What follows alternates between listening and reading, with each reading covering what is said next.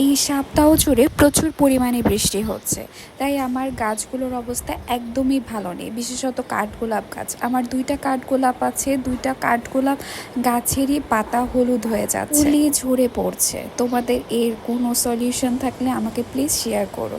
তো তারপরও মন ভালো করার জন্য এখানে আমি গরুর মাংস রান্না করলাম। বৃষ্টির দিনে গরুর মাংস আর খিচুড়ি না হলে কি চলে বলো? বৃষ্টির দিনে এই দৃশ্যগুলো দেখতে খুবই ভালো লাগে, যদিও মানুষগুলো অনেক স্যাক্রিফাইস করে। আমার কাঠগোলাপ গাছ থেকে কিছু ফুল ঝরে পড়ে গিয়েছিল, তো সেগুলো নিয়ে একটু দেখলাম আর কি। আমার কাছে কিন্তু ফ্যামিলি ট্যুর দিতে খুবই ভালো লাগে, মা বাবা ভাই সবার সাথে একত্রে ফ্যামিলি ট্যুর দিতে সবচেয়ে ভালো লাগে। তো আমরা চলে গিয়েছিলাম দিয়াবাড়িতে। তো এখানে হচ্ছে অনেক দেখলাম যে কাশফুল ফুটেছে, তোমরা দেখতেই পাচ্ছ। তোমরা কিন্তু এই কাশফুলের ছবি তুলতে চলে যেতে পারো দিয়াবাড়িতে। তারপর আমরা হচ্ছে এখানে ফুচকা খেলাম আমি, আম্মু।